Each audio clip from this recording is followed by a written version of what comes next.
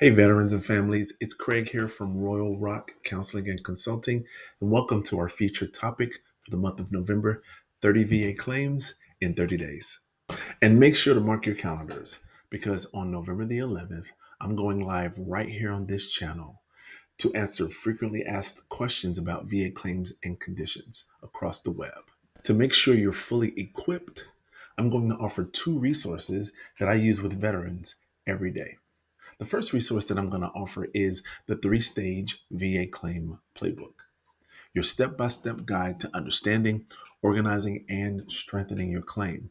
The second resource I'm offering for free is the Mental Status Examination Assessment Decision Tree. This tool is a simple but powerful tool to help you understand how mental health evaluations impact your claim. Together, these are the only two documents you'll need to successfully file and win your VA claim. So hit that subscribe button, tap the notification bell, and don't miss a single day of this series. Now, let me remind you that the content in this series is for educational purposes only. It's not intended for legal, clinical, or medical advice, and there's no therapist or client relationship established. Royal Rock Counseling and Consulting LLC is not a VA accredited agent, attorney, or Veterans Service Organization, and it's not affiliated with the Department of Veterans Affairs. We do not prepare, present, or prosecute VA claims, but may provide administrative guidance and referrals to qualified professionals. Vets and families, I'm honored to walk with you through this process, helping you move from confusion to confidence. So let's get started. Today's claim is degenerative arthritis, and it's VA Diagnostic Code 5003. It's other than post-traumatic. Very important to understand that this is the type of arthritis that's other than post-traumatic. This is the condition, system, and name. The system is musculoskeletal.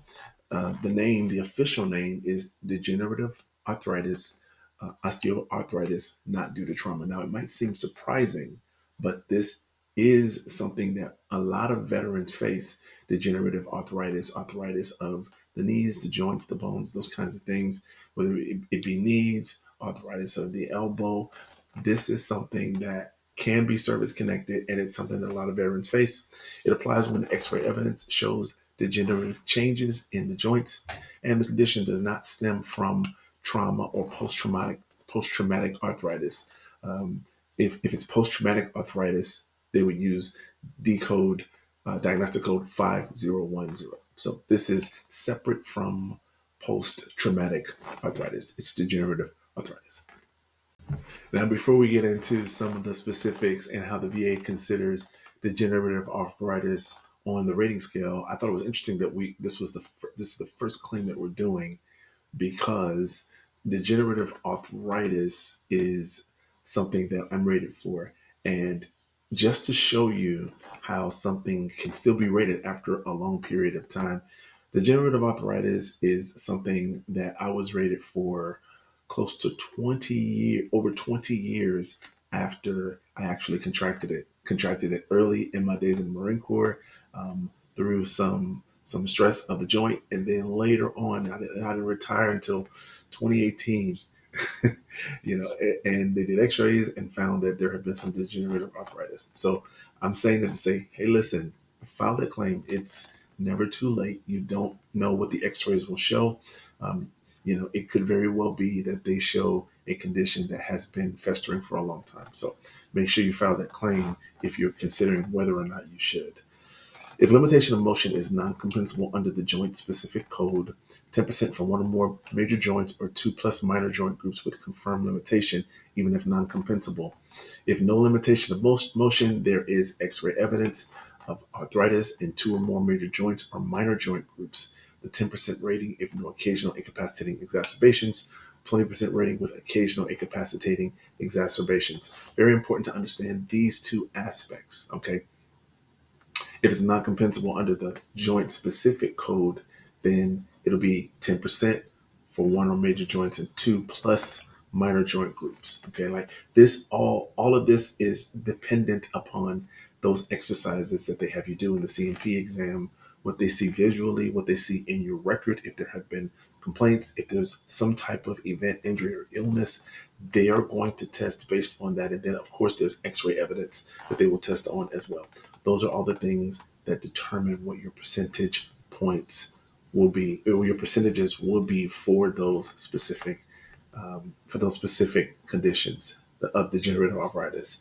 Really, really important that you keep every piece of documentation, because you cannot combine ratings for the same joint under both DC 5003 and another code based on motion unless they are separate and distinct. You can't do motion for both body parts unless they are separate and distinct in how they move. Okay, so very important. Pay attention to this particular diagnostic code and make sure you have all of your documentation if you suffer or struggle from degenerative arthritis and if you suffer or struggle from it while in the service. Okay, let's talk about some case law and legal strategy when it comes to a case for when you're filing a claim for degenerative arthritis. And I just want to say that this case law that I'm presenting to you, I wouldn't just reference this case law just haphazardly. Make sure you review these case laws. I'm just giving you examples of case laws, ways in which these conditions have been adjudicated previously, and they're just examples. You have to make sure that the case law that you're using matches closely to your specific condition, right? Because what you're trying to show, and this really shouldn't be unless you're getting to the HLR, or this really shouldn't be if unless you get into HLR or a BVA. What you're really trying to show is you're trying to show, hey, um, I have been suffering from this pain, and here is a way that case law has shown that it was adjudicated before. I'd like you to take a look at it in my case. And so the first case law is Lichtenfels versus Derwinski, held that painful motion with x-ray evidence of arthritis entitles the veteran to at least the minimum compensable rating, even if the range of motion is not otherwise limited enough for a higher rating. Mitchell versus Shinseki reinforced that functional loss due to pain, even without significant range of motion limitation, must be considered under 38 CFR 4.40 and 38 CFR 4.45. Burton versus Shinseki, VA must consider painful motion under 38 CFR 4.59, even if the range of motion is otherwise normal. So these are cases that show that when the range of motion doesn't necessarily dictate how that particular condition should be rated, because there are other factors that are within play on degenerative arthritis. Let's now take a look at some evidentiary support and evidentiary support strategy for post-service claim. And here are some best practices for evidence. X-ray confirmation is critical. Ensure that the imaging is in the record. No matter when you got that X-ray, make sure you have that X-ray image in your record. Private treatment records or VA imaging reports showing osteoarthritic changes. Lay statements describing functional limitations, stiffness, flare-ups, and impact on work or daily life. And then buddy statements or family input is helpful for corroborating long-term joint pain or limited function. The DBQ for joints or arthritis completed by a provider is valuable. Let me say something about the DBQ. Now, we are doing this series very close to, really on the heels of the October 29th VA disability hearing that was chaired by Senator Moran and attended by other VSOs, heads of VSO organizations, the GAO, IG, and some other officials. I want to say that it seemed to suggest in that hearing that DBQs were going to be reviewed for change. So I just want all the veterans who are submitting and filing claims to remember that you have to keep your eye on. We're going to help you on this channel keep your eye on some of the changes that come. not in any sensationalistic way, but really to keep your eye on some of the changes that come so you can understand what you need to submit or how you need to submit or the evidence that you need for those changes, right? There seem to be some things that are coming down the pipeline that will um, make it more strict, or that will seem to make it hone in on the evidence more closely. So you've got to make sure that your evidence is tight. Okay, so we're going to help you make sure your evidence is tight so that you can get the benefits you deserve. I just wanted to let you know that about DBQs and about other things as well. If arthritis is secondary, for example, due to gait changes from a service-connected injury, consider secondary service connection under 38 CFR 3.310. And then avoid some of these pitfalls for your claim.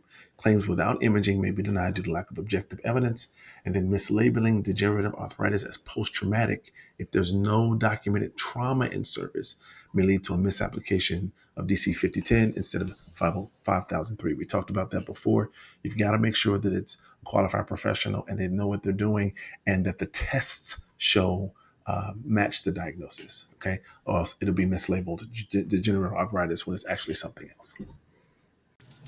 I hope you guys enjoyed this video. Thank you for watching. If you want any more information about the subject of this series, be sure to check out the playlist right here. And remember, live royally and live well. Thanks for watching, and I'll see you in the next one.